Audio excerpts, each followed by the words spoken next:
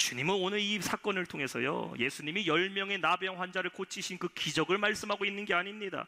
여러분, 우리 예수님은요 10명의 나병 환자든지 100명의 문둥병자든지 1000명의 문둥병자가 있어도요, 우리 주님은 다 고칠 수 있는 능력이 주님이심을 믿으시기 바랍니다. 아니, 물고기 2마리, 보리떡 5개로 5,000명, 남녀 합쳐 8,000명 먹이실 수 있는 그분은요, 예수님의 기적의 능력은 숫자에 제한이 없다라는 것이에요. 주님이 오늘 본문을 통해 말씀하시는 것은 무엇입니까? 돌아온 한 사람과 돌아오지 않은 9사람의 그 차이를 지금 우리에게 말씀하고 있다는 것이에요. 이거 알아야 된다는 것입니다. 한 명은 감사했고 9명은 감사하지 않았습니다. 과연 이들의 차이가 무엇일까요? 오늘 말씀의 첫 번째, 감사는 무엇일까요? 감사는 은혜를 기억하는 것입니다. 감사는 은혜를 기억하는 거예요. Memorize the grace. 여러분, 감사의 시작은요, 은혜를 기억하면서부터 시작하는 것입니다. 반대로 말할까요? 은혜를 기억하지 못하면 감사할 수가 없습니다. 이 기억한다라는 말이 영어로 2단어를 쓸 수 있어요. memorize라는 단어가 있고 remember라는 단어가 있습니다. remember. 근데 이 중에 은혜를 기억한다라기 위해서는 저는 remember가 아니라 memorize라는 단어를 쓰고 싶습니다. memorize the grace. 비슷한 뜻이지만요, 반복의 차이가 있어요. 먼저 이 remember라는 것은요, 시간을 기억하는 겁니다. 사건을 기억하는 것이에요. 추억을 기억하는 겁니다. 즉, 기억 속에 있는 것을 다시 불러오는 것이 remember입니다. 그래서 사랑 노래 중에 이런 노래 있죠. Try to remember the kind of September. 9월에 행복했던 그 가을날을 기억해 보세요. remember는 기억하는 겁니다. 다시 한번 내 기억 속에 있는 걸 불러내는 거예요. 근데 memorize는요, 좀 더 강한 의미입니다. memorize, 남겨둔다라는 것이에요. 의식적으로 남겨둔다. 영어 공부할 때 학생들이 영어 단어 외우는 것을 remember라고 얘기하지 않습니다. memorize라고 얘기해요. 암기한다라는 것이죠. 의식 속에 남겨두어서 언제든지 이 단어가 보일 때면은, 언제든지 이 단어의 해석이 필요할 때는 그것이 떠오르게 만들어버리는 memorize. 은혜는 무엇입니까? 은혜는 과거를 추억하는 게 아닙니다. 옛날에 내가 주님 그렇게 열심히 믿었지, 옛날에 내가 주 앞에 구원받았지, 과거를 추억하는 게 은혜가 아니라 memorize the grace. 우리의 의식 속으로의 주님으로부터 받은 그 은혜를 날마다 기억하고 있어야 된다는 것입니다. 10명이 고침받았어요. 1명만 돌아왔습니다. 나머지 9명은 어디 간 겁니까? 그들은 주님으로부터 받은 그 은혜를 기억하지 못했다는 겁니다. 여러분, 그들이 어떤 사람이었어요? 언제부터 깨끗한 사람이었습니까? 이전에 얼마나 주님 만나기 이전에 주님께 부르짖으면서 살려달라고 도와달라고 하지 않았습니까? 근데 주님으로부터 받은 그 은혜는 다 잊어버리고 기억하지 못하고 있으니 돌아오지 못하게 되고 감사하지 못한 자들이 되었다라는 것이에요. 오늘 여러분의 기억력은 과연 얼마나 되십니까? How's your grace memory? 여러분의 감사 은혜에 대한 기억력은 어떻게 되세요? 주님으로부터 받은 은혜를 여러분 한번 기억해 보시기를 바랍니다. 다 잊어버리셨어요? 감사할 제목이 무엇인지 가물가물해졌습니까? 은혜를 망각하신 거 아니세요? 사람들 사이에서도 은혜를 잊어버린 사람을 가르쳐 뭐라고 말합니까? 배은망덕한 사람이라고 말합니다. 제가 종종 말씀드렸죠. 저 군대에 있을 때에 고참 중에 외박 나간다고 3만 원 빌려갔던 이병장, 여러분 그때 제 월급, 상병 월급이요, 한 달에 12,200원이었습니다. 제 한 달 월급 열심히 나라를 위해 일했을 때 12,200원 받았어요. 근데 이놈의 병장 외박 나간다고 3만 원 빌려갔습니다. 제 2달 반치 월급이에요. 제가 아직도 추적하고 있습니다. 아직도 안 갖고 있어요. 7사단 포병연대 이병장, 이름은 말하지 않을게요. 여러분, 돈 몇 푼 빌려가도요, 이 싹 닦고 모른 척하는 사람 뭐라고 말합니까? 배은망덕하다고. 평생 내가 저 사람하고 얘기 안 하구나, 이런 말 하지 않습니까? 근데 예수님이 지금 나병을 고쳐줬어요. 인생이 바뀌었습니다. 삶이 변했어요. 감기 걸린 거, 질병 하나 고친 게 아닙니다. 죽을 사람 살려준 거 아닙니까?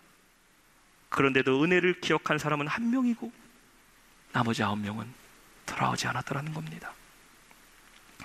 이것이 어찌 그들만의 이야기가 됩니까? 우리는 주님으로부터 너무 많은 은혜를 받았어요. 너무 많이 받아서 기억하지 못하고 있는 것 아닙니까? 감사할 제목이 없으세요? 은혜가 없습니까? 구원이 특별상이라면 기억하는데, 나만 받은 구원이라면 기억하는데, 여러분 옆에 보니까 너도 받았고 이 사람도 받았고 다 구원받은 것 같으니까 마치 구원이 참가상으로 느껴지십니까? 그래서 감사하지 못하세요? 죽을 수밖에 없는 내용은 여러분 주님이 구해주신 거예요. 이건 나병 정도 고침받은 게 아닙니다. 나병에서 고침받았어도요, 주님 믿지 않으면요 죽어서 지옥 갑니다. 그러나 우리 주님은 우리의 영혼을 고치셨어요. 천국을 약속하시고 하나님의 자녀를 만들어 주셨습니다. 그것뿐입니까? 지금까지 여러분의 삶을 돌아보면 순간순간마다 주님이 인도해 주셨는데 감사할 제목이 없다 말하고 감사하지 못하고 살았다면 돌아오지 않은 이 아무에게 우리는 손가락질할 자격이 없다라는 것입니다.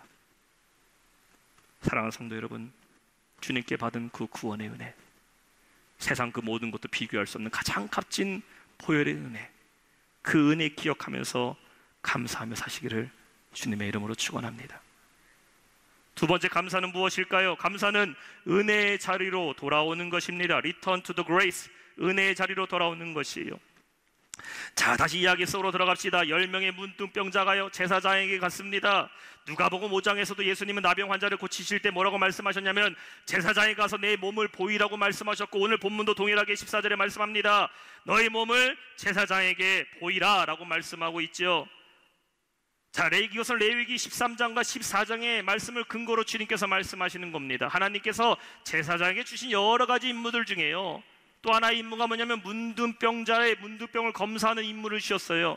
레위기 13장에 보면은 너희는 문둥병자의 그 몸을 살피되 몸에 흰점이 나타난다던가 혹은 그 몸에 생살이 드러나는 사람이 있다면은 그를 잘 진단해서 문둥병에 걸렸는지 안 걸렸는지를 제사장이 하는 겁니다. 그래서 이 사람이 만약에 문둥병에 걸렸다면 이 사람을 격리시켜야 되고, 문둥병에서 나은 사람이면 이 사람이 완치됐다는 증명을 해주는 것이 제사장이 하는 역할이에요. 14절에도 보면은 제사장이 이 문둥병자의 죄를 씻기 위해서 어떻게 정결 예식을 치러야 될지에 대해서 말씀하고 있습니다. 따라서 제사장이 하는 일이 바로 이것이었다는 것이죠. 나병 환자를 진단하고 예방하는 책임이 있었어요. 이 나병에서 고침 받았습니다 라고 결정하는 것은 내가 하는 것이 아니라 제사장이 오케이 해야지만 이 사람은 고침 받은 거라는 겁니다. 예수님이 그들을 제사장에게 보낸 것은 무엇을 얘기합니까? 이 사람들이 완전히 고침 받았다 안 받았다? 고침 받았다라는 것이죠. 병을 고침받지도 않는데 주님께서 보낼 리가 있겠습니까? 제사장에게 네 몸을 보이라. 너는 너희 제사장에 가게 되면은 너희가 완전히 고침받았다라는 완치 판정을 받게 되고 자유롭게 될 것이다, 이 말을 얘기하고 있는 것이에요. 자, 그런데 갔던 고침받은 9명은 어디로 갔습니까?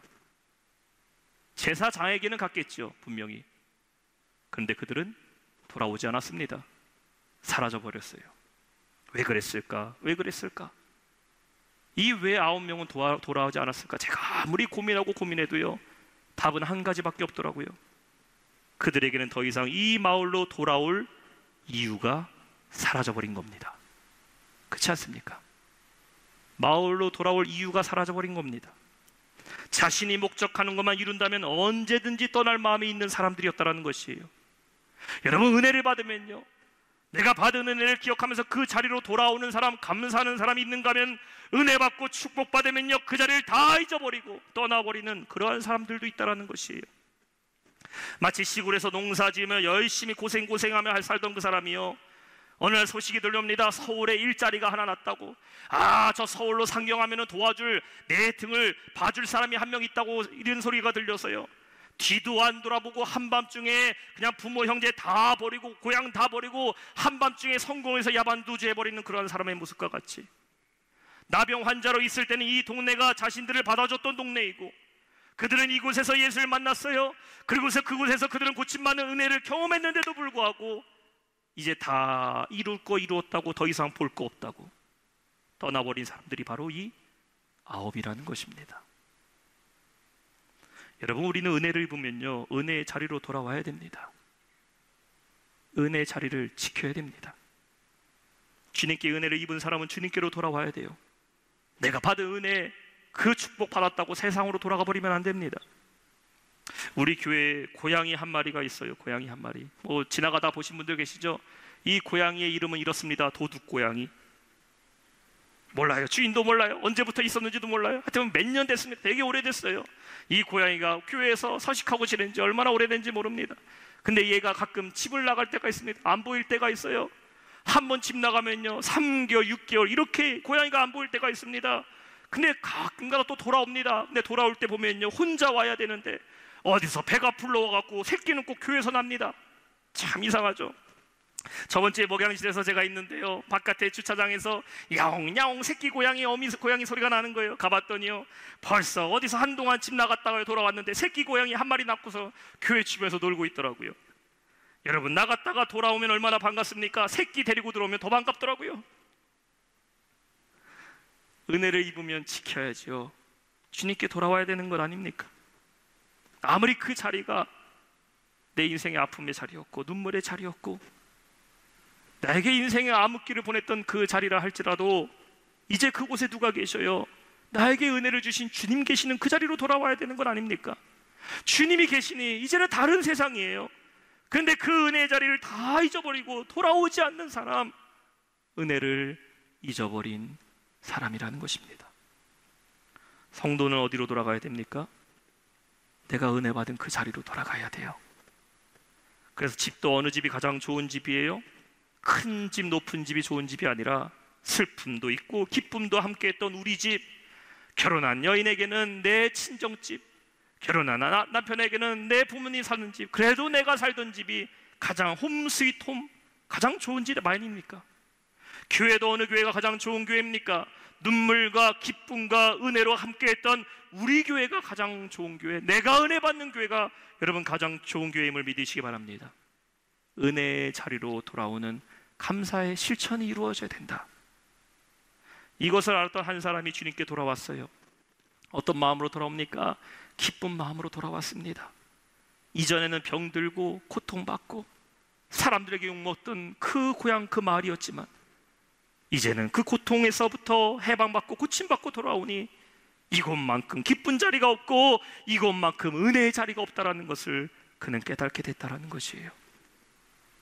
사랑하는 성도 여러분, 은혜의 자리를 지키시기를 주님의 이름으로 축원합니다. 힘들다고 여러분의 자리를 떠나지 마세요. 사명의 자리, 은혜의 자리, 직분의 자리, 나 이제 받을 거 다 받았으니까 딴 데로 가버리면 된다. 아닙니다. 좋은 일이 있다 해도 그 자리를 지키고 슬픈 일이 있어도 그 자리를 지켜서 있을 때에 주님께서 더 큰 축복으로 우리에게 베풀어 주실 줄 믿습니다. 마지막 세 번째 감사는 무엇일까요? 은혜를 영광으로 돌려드려야 된다. 은혜를 영광으로 돌려드리는 것입니다. Return to the grace to glory. 은혜를 영광으로 돌려드려야 된다. 여러분, 감사는 돌려드리는 겁니다. 돌려드려요. 무엇을 돌려드립니까? 하나님께 영광으로 다시 돌려드리는 것입니다. 우리는 은혜를 입으면 그 은혜를 갚아야 된다고 생각합니다. 맞습니다. 사람과 사람 사이에서도요, 서로가 은혜를 주고받으면요, 함께 그 은혜를 갚을 때에 그 관계가 건강한 관계가 될 수가 있지요. 근데 하나님과 우리의 관계는 조금 다릅니다. 하나님으로부터 받은 은혜를 우리는 똑같은 은혜로 갚아드리는 게 아닙니다. 하나님으로부터 받은 은혜를 우리가 어떻게 갚아야 됩니까? 그것은 하나님께 영광으로 돌려드려야 된다는 것이에요. 오늘 말씀에 중요한 의미를 담고 있습니다. 여러분, 하나님은 여러분에게 일을 주셨기 때문에 그래, 그럼 나도 하나님께 일을 돌려드려야지, 이걸 원하시는 분이 아닙니다. 하나님이 나에게 이만큼의 축복을 주셨으니까 나도 하나님께 이만큼의 축복 다시 돌려드려야지, 그게 아닙니다. 하나님이 나에게 물질의 축복 이만큼 주셨으니까 그 중에 11조 하나님께 반납하겠습니다. 혹은 하나님, 이제 추수감사주일, 하나님 올 한 해만큼 나에게 이만큼 복을 주셨으니까 저도 그것에 해당되는 만큼 하나님께 다시 돌려드리겠습니다. 여러분, 하나님은 이러한 계산을 받는 분이 아니라는 것이에요. 하나님이 원하시는 것은 무엇일까요? 하나님은 우리 안에 하나님의 하나님됨을 인정하기를 원하심을 믿으시기 바랍니다. 여러분이 신령과 진정으로 예배하며 하나님께 최고의 영광을 올려드리기를 하나님은 원하신다는 것이에요. 어떻게 우리가 하나님으로부터 받은 은혜를 숫자로 갚을 수 있겠습니까? 또한 하나님이 여러분이 계산한 숫자만 받으시는 그러한 인색한 분도 아니십니다. 하나님은 우리의 인생 전체를 다 받기 원하심을 믿으시기 바랍니다. 진짜 진실된 영광의 예배, 진짜 진실된 영광의 삶을 살기를 하나님은 원하신다는 것이에요. 11조는 10의 1만 하나님께 반납하는 것이 아니라 내 물질의 주권 하나님께 있음을 고백하면서 하나님께 영광을 돌리는 것이 11조 아닙니까? 그래서 우리에게는 추수감사절만 의미 있는 것이 아니라 우리는 날마다 감사하는 삶, 날마다 하나님께 영광 돌리는 그 삶을 결단하는 것이 바로 이 추수감사절이 되어야 될 줄로 믿습니다. 여러분, 오늘 나병 환자는 예수님으로부터 갚을 수 없는 은혜를 받았어요. 병을 고침받았습니다. 그의 신분이 뭐라고 얘기합니까? 성경에 사마리아인이라고 말합니다. 자격 없는 사람이에요. 받을 자격이 없던 사람이 자격이 있는 자만 받을 수 있는 병 고침을 받았습니다. 그러니 이 사마리아인이 어떻게 주님께 이 은혜를 갚을 수가 있습니까? 인간의 숫자로는 갚을 수가 없어요. 그가 가신 것 다 털어도 주님께 받은 이 은혜 갚을 수가 없습니다. 그래서 그는 어떻게 합니까? 15절과 16절에 이렇게 말하고 있어요. 그 중에 한 사람이 자기가 나은 것을 보고 큰 소리로 하나님께 영광을 돌리며 돌아와 예수의 발 아래에 엎드려 감사하니 그는 사마리아 사람이라. 그가 돌아와 큰 소리로 외칩니다. 나를 고치신 하나님을 찬양합니다. 나를 살리신 예수님을 찬양합니다. 주님, 내가 드릴 것은 주님께 영광밖에 없습니다. 그리고 주님 앞에 자신의 무릎을 엎드려 굴복합니다. 무엇을 뜻합니까? 내 인생은 이제 내 것이 아니라 바로 주님 것이라는 것을 인정하는 것이에요. 나는 나의 영광으로, 나의 자랑으로 사는 것이 아니라 이제는 덤으로 사는 인생, 다시 태어난 인생, born again, 다시 살아난 인생을 지금 고백하고 있다는 것입니다. 물질을 초월해버리는 영광, 인간의 시간과 노력과 헌신을 초월해버리는 영광을 주님께 올려드리는 것이 진짜 감사라는 것입니다. 사랑하는 성도 여러분께 제가 도전합니다. 진짜 영광스러운 예배로 여러분의 삶을 하나님께 감사로 올려드리는 성도들 되시기를 축원합니다. 모든 것은 다 하나님으로부터 오지 않았습니까? 내 생명, 내 거 아닙니다. 하나님이 주신 것이잖아요. 내 시간, 내 물질, 지금까지 여러분이 이뤘던 모든 업적들 여러분이 노력한 거 아닙니다. 하나님이 주신 것 아닙니까? 내 헌신과 내 노력, 교회 안에서 여러분이 행했던 모든 일들 내가 한 것이 되어버리는 순간 하나님의 영광 가리는 겁니다. 하나님이 일하게 하셨고 하나님이 도와주셨고 하나님이 허락하신 것, 하나님이 하신 일입니다. 하나님의 영광을, 하나님이 하신 것을 마치 내 것인 마냥 가로채는 것, 돌아오지 않는 배은망덕한 9명의 나병 환자들 같은 모습이라는 것입니다. 사도 바울은 고린도전서 15장 10절에 이렇게 말씀해요. 그러나 내가 나된 것은 하나님의 은혜로 된 것이니 내게 주신 그의 은혜가 헛되지 아니하며 내가 모든 사도보다 더 많이 수고하였으나 내가 한 것이 아니요 It was not mine but the grace of God. 하나님이 오직 나와 함께 하신 그 하나님의 은혜로다. 한번 따라합시다. 나와 함께 하신 하나님의 은혜로다. 내가 한 것이 아니요 It was grace of God. 하나님이 주신 하나님의 은혜로 내가 했다. 여러분, 이것이 바로 하나님께 영광 돌리는 감사의 고백 아닙니까? 저와 여러분의 고백이 되어야 합니다. 은혜를 영광으로 돌려드리세요. 주님이 찾고 계셔요. 은혜를 영광으로 돌릴 사람이 누구인지. 18절의 말씀 보세요. 이 이방인 외에는 하나님께 영광을 돌리려 돌아온 자가 없느냐 하시고, 주님께 받은 은혜, 내가 주님께 받은 그 모든 것 다 하나님께 영광 돌리는 우리 사랑하는 영락의 성도 되시기를 주님의 이름으로 축원합니다. 말씀을 맺겠습니다. 저는 지금도 생생하게 기억이 나는 하나님의 음성이 있습니다. 사역을 하다가 낙심이 찾아올 때가 있었습니다. 나름대로 열심히 제가 주의 일을 했다고 생각하지만 제 안에 채워지지 않는 것들로 홀로 괴로워했고 고통스러워했던 그런 시간들이 있습니다. 여러분, 제가 인상이 참 좋아 보이지만요, 목사도 참 힘든 일입니다. 한 달만 목사를 한번 살아보세요. 그러면은 내가 다시 직장 생활 하겠다 그런 마음 먹는 분들 계실 거예요. 제가 목사 안수 받은 지 2006년도 7년도에 받아서 13년 됐는데 13년 목사 인생 살아봐도 짧은 인생이죠. 근데 여전히 넘어야 될 산이 많고 마음속에 제가 흘리는 눈물이 많이 있습니다. 그때도 참 힘들었던 것 같아요. 그래서 하나님께 이렇게 기도했습니다. 하나님, 왜 저에게는 만족함 안 주세요? 목사로 부름받고 주의 일을 하려고 이렇게 열심히 뛰는데, 나름대로 열심히 뛰는데, 사명 감당하는데 왜 하나님 저에게 기쁨을 회복시키지 않으십니까? 은혜는 제 안에서 은혜는 다 잃어버린 것 같고 하나님마저도 저에게 침묵하시는 것 같은 그때에 그냥 기도할 마음 없어서요, 말씀 마치고 강단에 엎드려서요, 강대상에 엎드려 그냥 가만히 있는데요, 그때 하나님 저에게 말씀하시더라고요. 하나님 저에게 말씀하신 게요, 요셉아 힘내라, 요셉아 너는 할 수 있다, 이 말씀 안 하셨어요. 그 말씀하시면 위로라도 받죠. 주님 그렇게 말씀 안 하셨습니다. 이 한마디 말씀하시더라고요. 내게 은혜가 내게 족하다, 내 은혜가 내게 족하다. 이 말씀 하나 하셨는데 제 마음에 섭섭함이 오는 게 아니라요, 감사가 넘치더라고요. 요셉아 네가 받은 은혜가 내게 족하다. 이는 네 능력이 약한 데서 온전하여짐이라.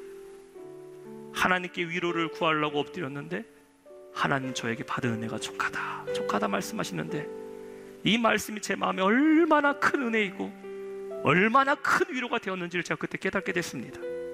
그렇지, 나같이 죄 많은 인간 주님이 사용하시는데 나를 사용하시려 하는 그 주님이 더 힘드신 것이지 내가 뭐 힘든 게 있다고 하나님께 원망하며 환경을 탓하고 있는가. 그때 주님의 음성 들으니 제가 얼마나 부끄럽고 연약한 자인지를 제가 다시 한번 깨닫게 됐습니다.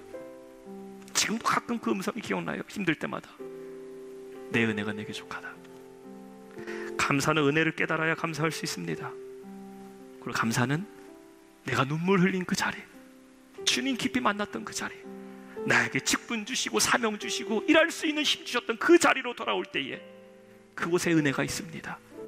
때로는 벗어나고 싶어요, 도망가고 싶어요, 몸부림치고 싶어도요, 그 자리 지키고 있을 때에 우리 주님 찾아오시면 그때부터 그 자리는 감사의 자리가 되고 축복의 자리가 되는 것입니다. 그 여러분, 감사는 다 하나님께 올려드려야 돼요. 11월 감사의 달에 여러분에게 주신 그 하나님의 은혜를 기억하면서 하나님께 최고의 영광, 내 인생 주님께 올려드리며 날마다 감사의 삶을 살아가시는 우리 모든 성도 되시길 주님의 이름으로 축원합니다.